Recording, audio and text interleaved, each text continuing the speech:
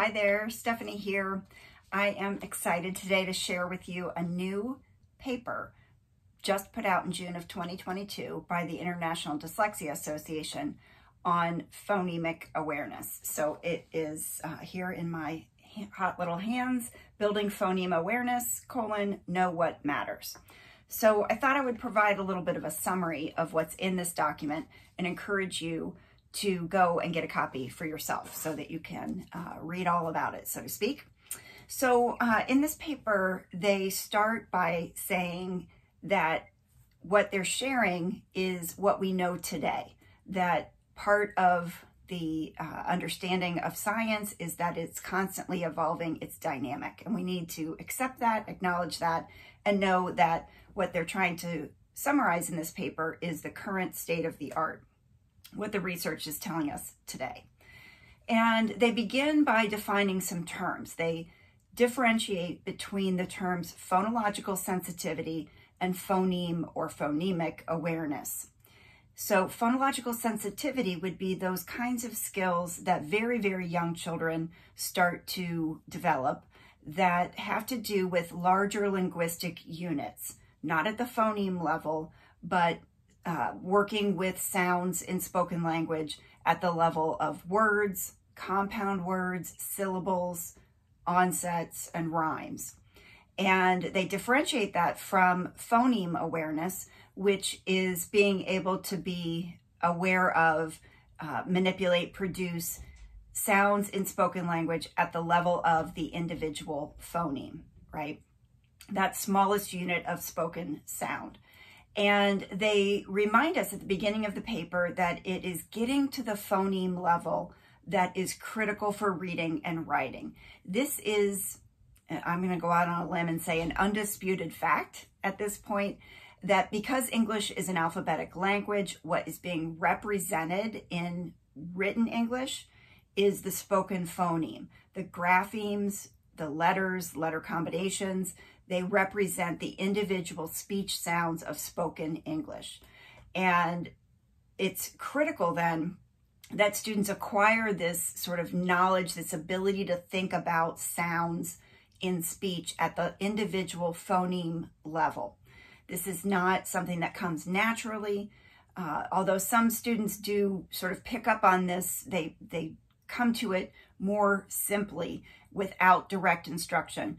But some students don't. And it's such a critical understanding that if students are not picking this up on their own, teachers need to step in and make sure that they acquire this set of skills.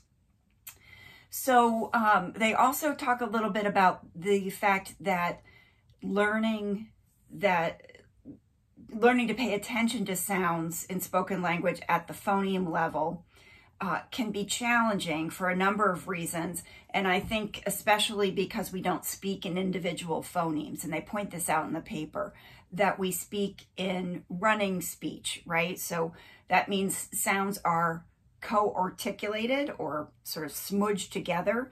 And they used an example, oh gosh, I hope I'm going to remember it correctly.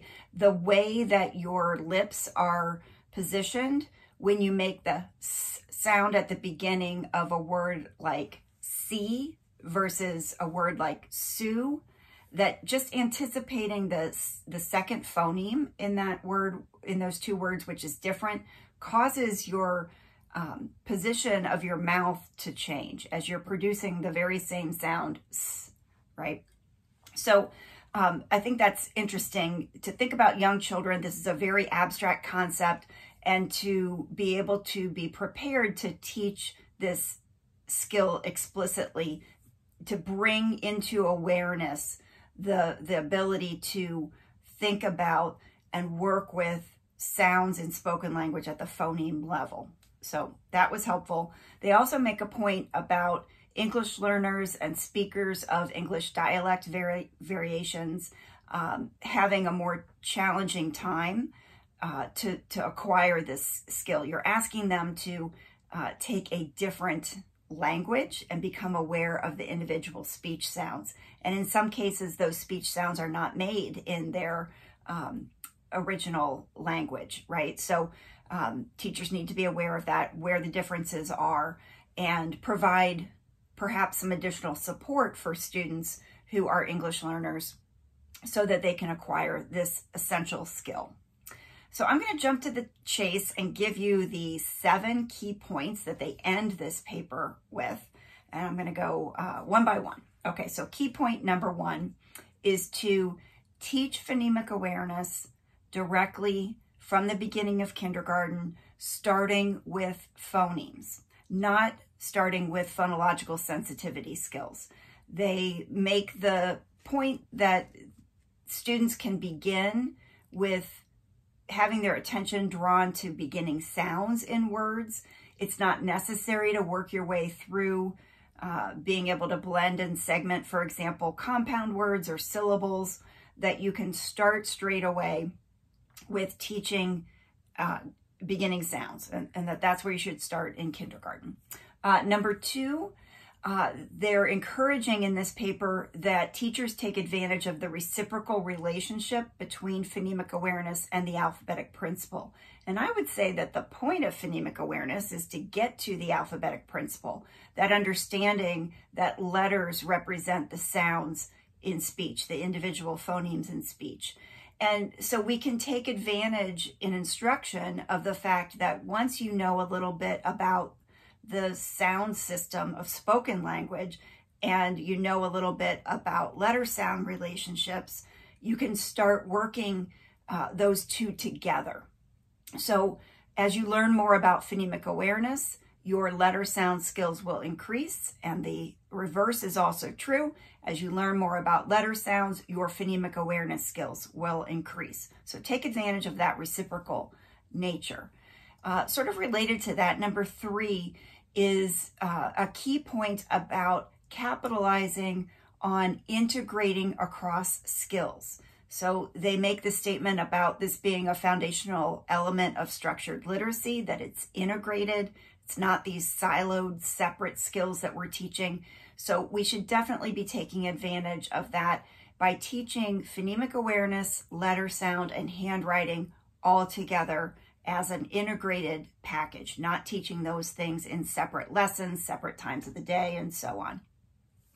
They make a recommendation number 4, which is to start phonemic awareness instruction with simple single syllable words, starting by drawing students' attention to the first sounds in words, then the ending sound in words, and then the middle, which would be the vowel sound in those simple syllables, before moving into words that include blends at the beginning or the end.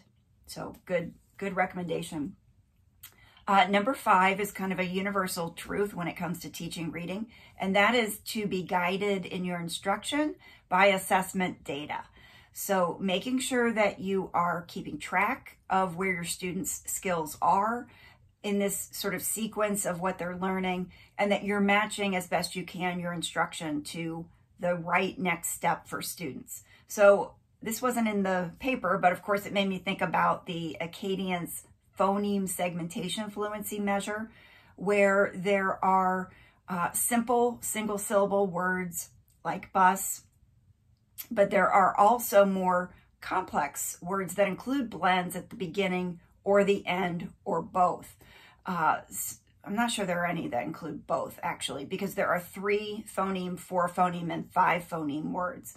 But in that simple 1-minute screener with PSF, you can get a lot of information about where your students are on this progression of skills. And so pay attention to how they do on a task like that. Number 6 of their key points is to be sure that teachers are aware of the sound structure differences between English and whatever language, if it's not English, that children are coming to school with, including language variations, dialect differences, so that you're aware as a teacher when a student might be representing phonemes differently in their spelling, and if that is based in a phonological misunderstanding, if it's based in a dialect difference, if it's based in a language, a speech and language development concern.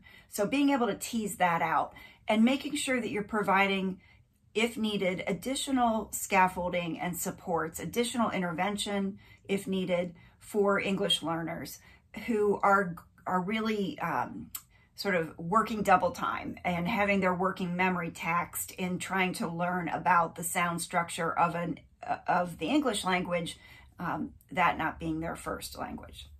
And then finally, their last key point is that if you are working with older struggling readers, that you use these recommendations with them as well. And obviously that goes along with their recommendation about using assessment data. So being guided by the data that you have about what students can and cannot yet do. So I encourage you to go get a copy of this position statement from IDA. I'm going to make sure that there is a link to it included with this video. And let me know your thoughts and questions.